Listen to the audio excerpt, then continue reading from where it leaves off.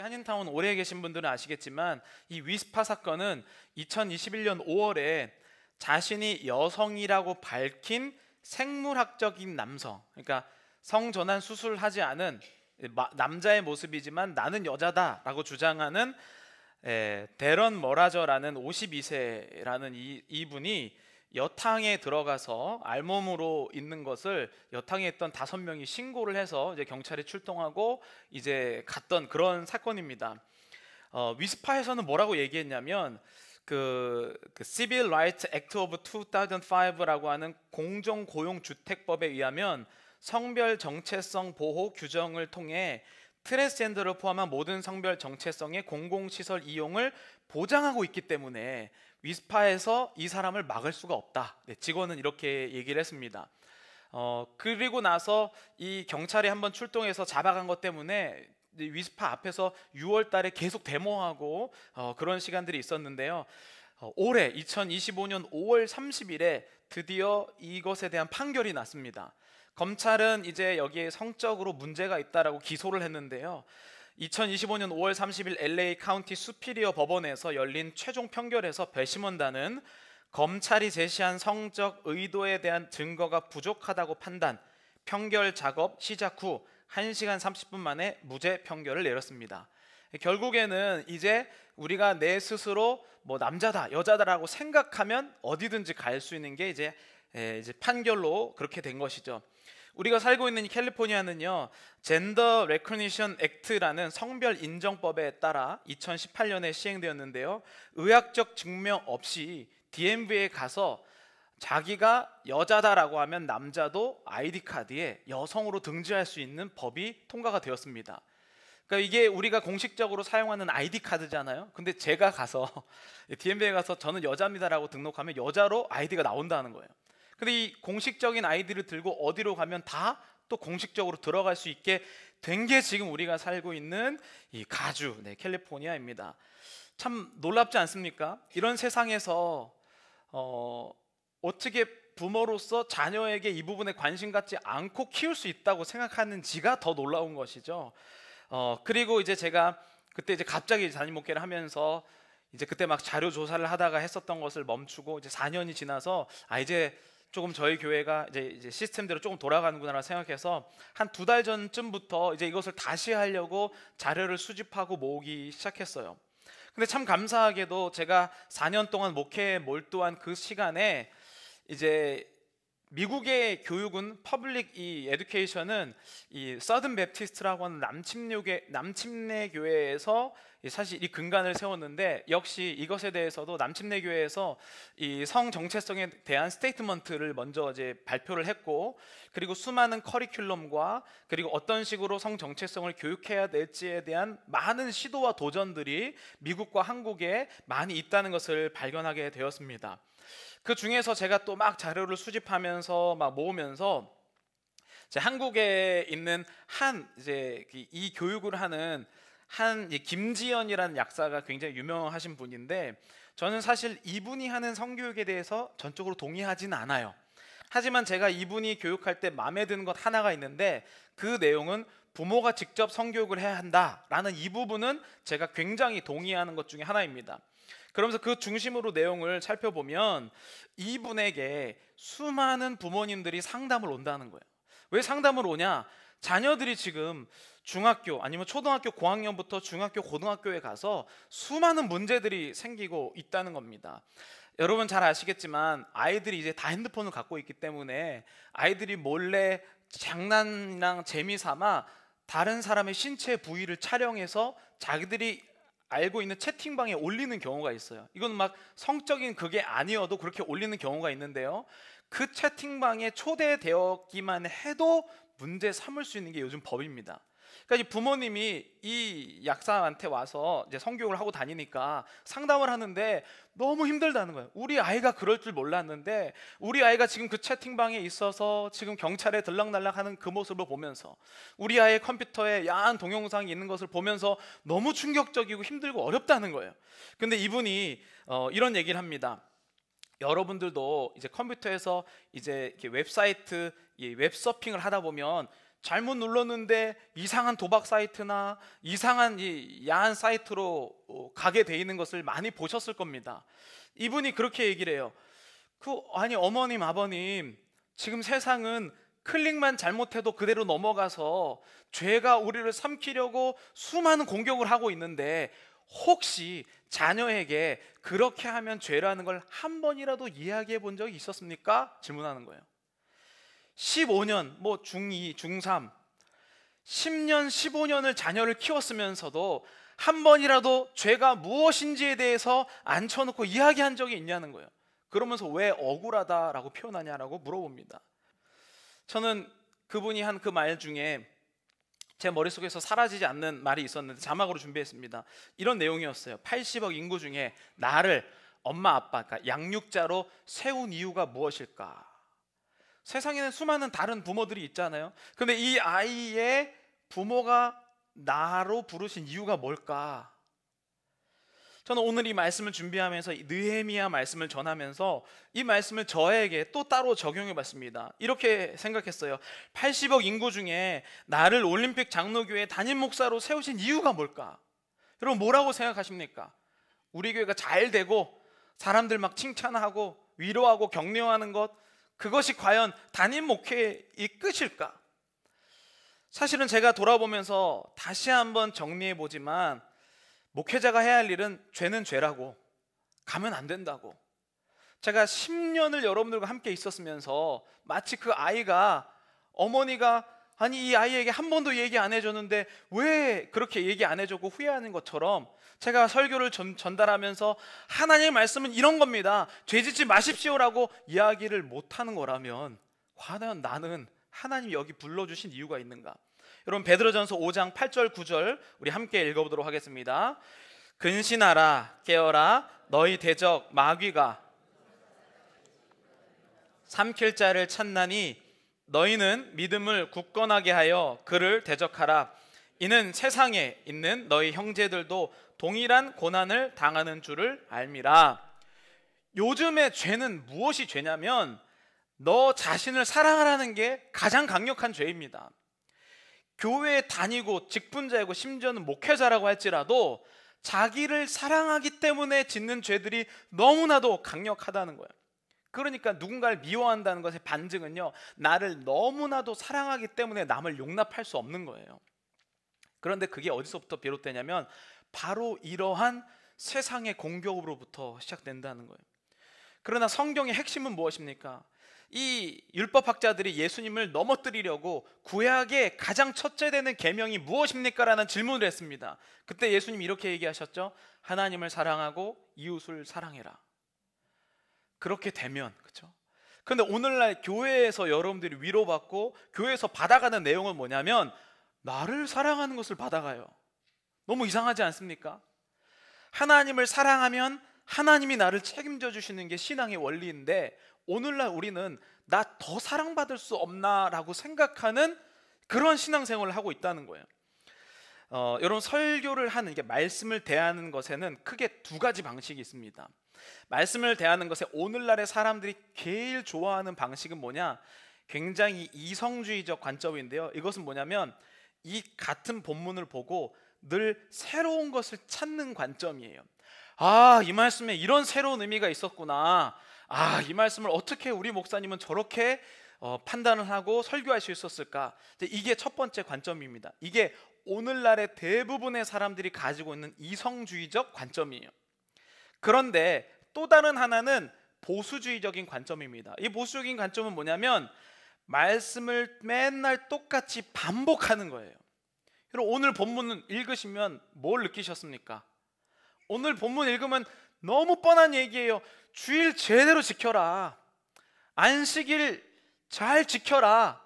이거 모르시는 분 계십니까? 그러니까 이런 설교를 하게 되면 사람들이 지루한 거예요. 아니 목사님 안식일 지키는 거 우리 다 압니다. 여러분 하나님의 말씀이 반복되고 이런 거를 사람들이 싫어하는 이유가 있어요. 왜 싫어하냐면 지금 내 인생이 굉장히 지루하기 때문이에요.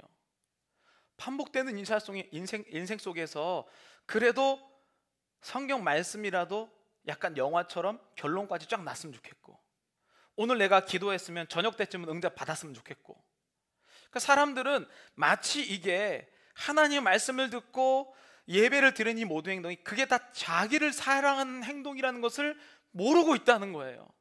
예배를 드리면서 얼마든지 자기를 사랑할 수 있다는 것을 지금 우리는 모르고 있는 시대에 살고 있습니다. 왜냐하면 우는 사자처럼 우리가 눈치채지도 못하고 하나님과 멀어지도록 만드는 것이 바로 사탄의 전략이기 때문이에요. 여러분, 제가 뻔한 얘기를 한번 또 할게요. 여러분, 주님의 날을 확실하게 지키시기를 바랍니다. 너무 뻔한 얘기거든요. 우리 기독교는요, 다른 종교와 이제 카톨릭과 이제 그 유대인들과는 다르게 안식일을 지키는 게 아니죠. 안식 후 첫날에 예수 그리스도께서 부활하셨으므로 우리는 주님의 날인 이 주일을 지키는 겁니다. 그러니까 우리는 토요일 날 지키지 않아요.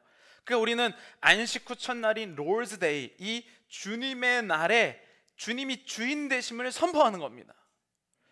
예배 한 번 드렸다고 주님의 날을 드리는 게 아니잖아요. 그렇죠? 여러분들이 오늘 11시부터 12시 반까지 스토리 모임하면 그래 많이 썼습니다. 2시간. 2시간 교회에 와서 예배 드렸다고 내가 주님의 날을 지키는 것인가? 이렇게 질문한다면 여러분 뭐라고 대답하시겠습니까? 머리로는 아니요 라고 얘기하겠지만 이미 여러분들은 오후에 일정의 계획이 꽉 차 있잖아요. 집에 가서 쉰다든지 밥을 먹는다든지 뭘 한다든지 누구를 만나야 된다든지, 그것은 과연 주님이 주인 되는 것을 선포하는 날입니까? 아니면 죄송합니다, 오늘날 젊은 사람 용어로 찍고 가는 것입니까? 과연 정말 주님의 날은 무엇이길래? 지금 주님의 날을 우리가 반복적으로 지키는 이유는요, 세상에 나가는 순간 세상은 너 자신을 즐겨라, 하나님이 주인이 아니라 너를 사랑하는 것을 계속 세상은 우리에게 강조하고 있기 때문에 주님의 날만큼은 하나님을 사랑하는 마음으로 살겠습니다, 하나님이 내 인생의 주인이십니다라고 선포하는 날이 주님의 날이에요. 오늘 본문 볼까요? 느헤미야 13장 15절 함께 읽어보도록 하겠습니다.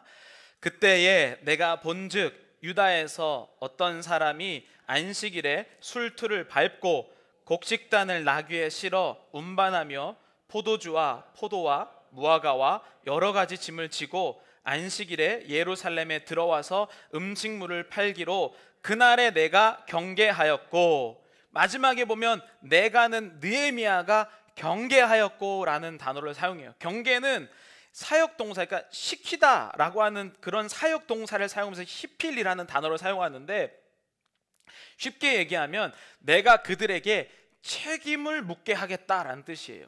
책임을 묻게 하겠다. 제가 일부에도 설명을 했는데, 만약에 이번 주부터 여러분 제가 저녁 10시에 모든 사람에게 다 전화를 돌려서 오늘 주님의 날 제대로 보내셨습니까? 확인하겠습니다. 그러면 어떤 현상이 생길까요? 인원이 점점 줄어들겠죠. 간섭하지 마라. 네? 간섭하지 마라. 내가 한다. 그렇죠? 그런데 여러분 오늘 여기 본문에 보면요, 어떤 사람이 안식일에 술투를 밟다. 그러니까 술투를 밟고 곡식단을 나귀에 실었다. 한 명이 만약에 이걸 어긴다고 예상해 봅시다. 술투를 밟았어요. 그러면 자기가 마음 먹고 술투를 밟으려고 하면 혼자 할 수 있을까요? 절대 못합니다. 한 두세 명이 도와줘야 돼요. 술투를 밟으려면. 그럼 일단 한 4명이 벌써 안식일에 일하는 것에 어긴 거예요. 술투를 밟았더니 그냥 둘 수가 없네. 누구라도 나눠줘야지. 나귀에 실어 운반하여 다른 집으로 갑니다. 그럼 거기도 같이 주의 날을 어기는 거예요. 아니 분명 잠깐이고 나 혼자 생각이고 아주 작은 틈을 주었는데요, 알고 보니까 이 모든 것이 최소 몇십 명을 어기는 행태가 된 거예요. 나는 하루만 그럴 줄 알았는데 한 번 했더니 뭐 별거 아니네. 다음 주에 또 하고 그 다음 주에 또 해.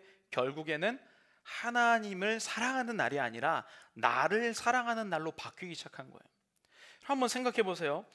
저는 여러분들이 100% 주의를 지킬 수 있다고 생각하지 않아요.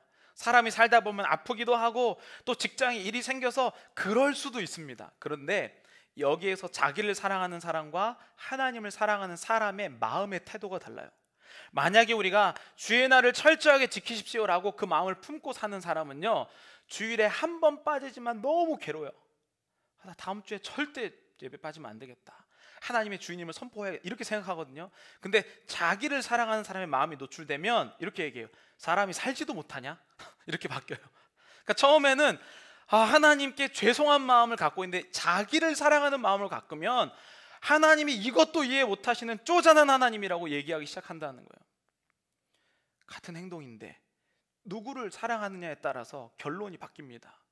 결국에는 이 주의 날을 지키는 것은요, 진짜 누가 내 인생의 주인인가에 대한 말씀이에요. 그러니까 이 느헤미야는 그 책임을, 느헤미야 이거 좋아하겠습니까? 여러분, 제가 매일 주일 저녁에 전화하면 좋아하겠습니까? 목사님 또 난리다. 에이, 막 전화 안 받고 막 무슨 일이 있었습니다 이렇게 할 거 아니에요, 그렇죠? 느헤미야는 내가 경계하였고 그만큼 이것이 굉장히 중요하다는 것을 이야기한다는 거예요. 우리 이어서 16절 17절 함께 읽어보도록 하겠습니다. 또 두로 사람이 예루살렘에 살며 가져다가 안식일에 예루살렘에서도 유다 자손에게 팔기로 내가 유다의 모든 귀인들을 꾸짖어 그들에게 이르기를 너희가 어찌 이 악을 행하여 안식일을 범하느냐. 진짜 무서운 게 뭐냐면 자기를 사랑하는 사람은 꼭 그런 결론에 이르게 됩니다. 자, 돈을 사랑하는 사람은요, 돈 냄새를 기가 막히게 맡습니다.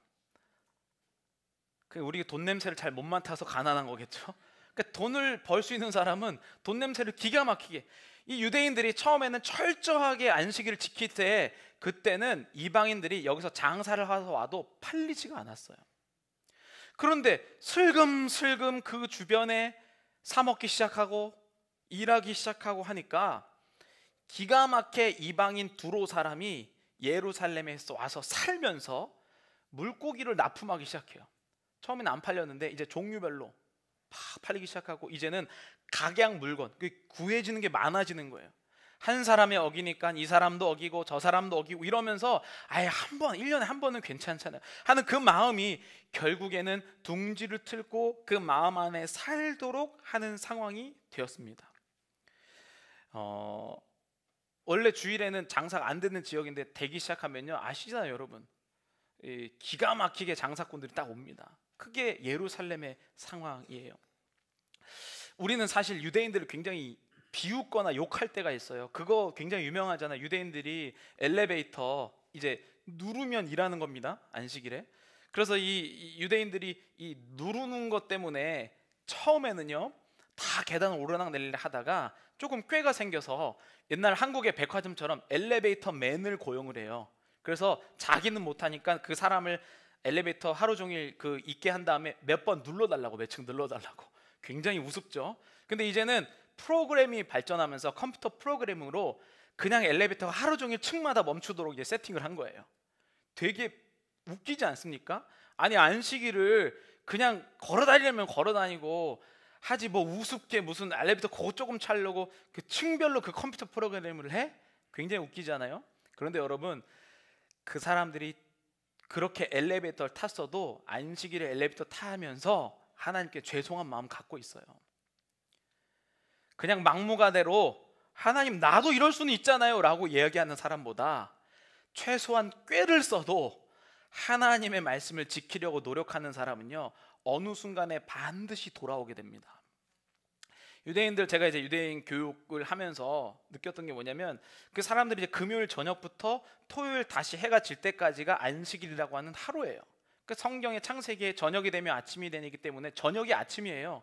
그럼 그 사람들은 금요일 오전부터 안식일이 시작하는 금요일 저녁까지 뭘 하느냐? 그 안식일을 지키기 위한 요리와 모든 준비를 다 하는 거예요. 여러분, 여행 갈 때 어떻게 하십니까? 뭐 내가 챙길 사람이 있으면 뭐 음식도 막 요리해 놓고, 뭐 책도 꽂, 만약에 자녀가 있으면 옷, 입을 옷도 월요일 화요일 술 막 준비해 놓고 이렇게 하잖아요. 그럼 그 사람들 안식일을 지키기 위해서 어떻게 하냐면 안식일을 철저히 지키기 위해서 금요일 하루 오전부터 그 저녁까지 음식 다 해놓고 준비하면서 지낸 거예요. 그러니까 주일에 그럴 일이 없죠. 근데 우리는 어떻게 해요? 주일날 겨우 와갖고 이거 주보 보면서 오늘 말씀이 이거였구나, 마음의 준비를 전혀 하지 못하고, 그것도 이 믿음이 시동이 걸리려면 또 시간이 좀 걸립니다. 그래서 예배 순서를 쫙 가다가 예배 끝날 쯤 되니 이제 하나님 좀 생각하려고 하니까 집에 가래요. 그리고 일주일 또 지냅니다. 그럼 이게 얼마나 많은 차이를 겪겠냐고요. 그래서 저희가 금요 기도회 끝날 때 항상 이렇게 선포하잖아요. 주일이 시작됐습니다. 왜냐하면 주일을 준비하는 것부터, 내가 그날에 결코 마음을 뺏기지 않으리라고 하는 결단부터 주일이 시작되는 것이지, 오늘 예배 한 번으로 우리의 마음이 하나님께 돌아갈 수 없다는 거예요. 우리 이 자막을 읽고 옆 사람에게 한번 위로를 해볼 텐데, 우리 함께 읽어보도록 하겠습니다. 실패해도 괜찮습니다. 주일 못 지키셔도 괜찮습니다. 결국엔 돌아오도록 기도하겠습니다. 네. 저는 여러분들이 빠질 수도 있다는 것을 인정해요. 하지만 우리의 마음이 하나님을 사랑할 때 내 경향성이 이쪽으로 바뀌기를 간절히 축복합니다. 우리 18절 19절 함께 읽어보도록 하겠습니다. 너의 조상들이 이같이 행하지 아니하였느냐? 그래서 우리 하나님이 이 모든 재앙을 우리와 이 성읍에 내리신 것이 아니냐? 그럼에도 불구하고 너희가 안식일을 범하여 진노가 이스라엘에게 더욱 심하게 임하도록 하는도다 하고, 안식일 전 예루살렘 성문이 어두워갈 때에 안식일이 지나기 전에는 열지 말라 하고, 나를 따르는 종자 몇을 성문마다 세워 안식일에는 아무 짐도 들어오지 못하게 하였으므로, 그 전까지도 안식을 지켜야 되는 걸 알았는데 이제 여기에서는 철저하게 그 문을 지킬 자를, 담당자를 세우기 시작합니다. 그러니까 들어오는 통로가 없어진 거예요. 여러분, 돈 냄새를 맡는 사람은 돈을 따라가게 되어 있습니다. 며칠만 막아도 그 돈 냄새는 막혀서 다른 길로 가게 되어 있어요.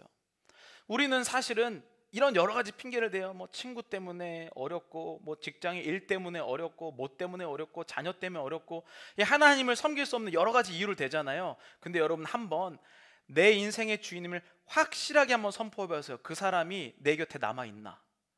안 남아 있습니다. 뭐 30년 우정, 40년 우정이요? 여러분 한번 5번만 거절해 보세요. 30년 우정 아무것도 아닙니다. 뭐 돈 버는 거, 기업체가 끊어진다? 여러분, 기업체를 어떤 사람이 만약에 주일날에 이용하기 때문에 그 사람을 이용하잖아요. 그건요, 그 사람이 그만큼 값어치가 없다는 거예요. 잘하는 사람은요, 주일날 쉬어도 줄을 섭니다. 자기에 대한 확신. 하나님께서 여기에 보니까 이것을 딱 하니까 어떤 일이 생기는지, 자 20절에 보면 이렇게 나와 있어요. 장사꾼들과 각양 물건 파는 자들이 한두 번 예루살렘 성 밖에서 잠으로, 그러니까 돈줄이 끊겼지만 그래도 야 이거 며칠이면 풀리겠지라고 하면서 이 장사꾼들이 그 주변에서 자는 겁니다. 그런데 결국에는 이 사람들이 다 떨어져 나갔어요. 왜냐하면 돈이 안 되는 지역에는 안 갑니다. 여러분들 주변에 있는 사람들이 나의 무언가를 사실은 이용하기 위해 있다는 생각을 한번 해보셨나요? 여러분들이 한 달 연락 안 하면 그 다음부터 나에게 연락 안 하는 사람, 내가 밥 안 사면 나와 만나주지 않는 사람, 그것이 하나님과 멀어지게 하고 있는 이유라면 우리는 지금 어디에 살고 있는 겁니까? 그래서 이 21절에 그 며칠을 막은 결과가 21절에 나타납니다. 우리 함께 읽어보도록 하겠습니다. 내가 그들에게 경계하여 이르기를 너희가 어찌하여 성 밑에서 자느냐? 다시 이같이 하면 내가 잡으리라 하였더니 그 후부터는 안식일에 그들이 다시 오지 아니하였느니라. 안 옵니다, 여러분. 뭐 우정이고 돈이고 뭐 이거 사실은 엄청난 것 같지만 내가 다시 기브 앤 테이크를 주지 않는 이상 끊어지는 게 이 세상의 관계라는 거예요. 우리를 조건 없이 사랑하시고 우리를 조건 없이 구원하시는 분은 오직 예수 그리스도가 유일한 분이심을 믿으시기를 바랍니다. 그런데 왜 우리는 배신당할 세상에서 마치 그것이 나에게 무엇을 공급하는 것처럼 살까요? 왜냐하면 그것은 아까 우리가 베드로전서 5장 8절 9절 읽었던 것처럼 사탄이 삼킬 자를 울면서 찾아다니기 때문이에요. 여러분, 우리가 하나님과 멀어질 때는 그냥 무너지는 게 아닙니다. 여러분들이 가장 못하는 것이 무너지는 거예요. 잘하는 거 있잖아요. 막 여러분들은 기도를 잘한다. 그럼 기도로 무너지는 게 아니에요. 기도는 잘하지만 누군가는 미워하게 만드는 거죠. 그러면 그 기도 다 소용없죠. 왜냐하면 기도의 방향이 나로 바뀌거든요. 하나님 저 미워하는 사람 가다가 넘어지게 해주세요. 막 이런 기도를 하게 되는 거예요. 기도는 잘하지만 내 안에 연약한 그 부분, 용납할 수 없는 나를 사랑하는 마음이 있으면 여러분들이 어떠한 기적을 일으키고 능력이 있어도 그것 자체가 다 자기 사랑의 결과입니다. 결국에 오늘 말씀은 하나님을 사랑하게 되면요, 하나님이 여러분들을 반드시 지켜주신다라는 놀라운 섭리를 이야기하고 있어요. 여러분, 하나님께서 여러분들을 정말로 사랑하십니다. 내가 포기한 나도 하나님은 포기하지 않으시고 우리 가운데 오신다는 거예요. 우리 22절 함께 읽으면서 말씀을 마무리하겠습니다. 함께 읽겠습니다. 내가 또 레위 사람들에게 몸을 정결하게 하고 와서 성문을 지켜서 안식일을 거룩하게 하라 하였느니라. 내 하나님이여, 나를 위하여 이 일도 기억하시옵고 주의 크신 은혜대로 나를 아끼시옵소서. 느헤미야의 기도가 지난주에 14절에 있다고 했어요. 그렇게 선포하지만 사람들이 자기를 미워하고 또 이 사람들이 실패할 것을 알기 때문에 느헤미야는 하나님, 저 사람들이 또 실수하더라도 다시 하겠습니다라고 하는 기도를 했습니다. 그게 14절이 첫 번째 기도, 오늘 22절의 두 번째 기도인 거예요. 내 하나님이여, 나를 위하여 이 일도 기억하시옵고 주의 크신 은혜대로 나를 아끼시옵소서. 느헤미야도 너무 두렵고 떨리는 겁니다. 그러나 하나님의 말씀이 능력이 있음을 믿고 선포할 때에 하나님께서는 느헤미야와 이 이스라엘을 지켜주셨습니다. 여러분, 사람은요, 자기가 진짜 사랑하는 대로 움직이게 되어 있어요. 여기에서 주일날 만나면 막 다 거룩한 것 같고 막 다 장로님, 집사님, 권사님, 목사님 막 다 이러잖아요. 그런데 결과를 보면 압니다. 자기가 진짜 사랑하는 것 따라 결정하게 되어 있어요. 돈을 사랑하는 사람은 어떤 결정에서 결국 돈이 결정하게 되어 있고요. 자식들 때문에 죽고 못 사는 사람은 어떤 상황이 오면 딱 자식 결정 따라가게 되어 있고요. 이게 다 자기를 사랑하는 형태예요. 여러분, 하나님께서 여러분들을 지키실 때 정말 내 인생의 진짜 주인이 누구인지를 하나님은 여러분을 통해서 알기를 원하세요. 그게 우리가 주일을 온전하게 지킬 때 이거 또 지루한 주일 또 지킬까가 아니라 내가 지킴으로써 하나님께서 나를 어떠한 위험과 어려움 상에서도 지켜주시는구나. 이 놀라운 하나님의 섭리가 여러분 가운데 임하시길 간절히 축복합니다.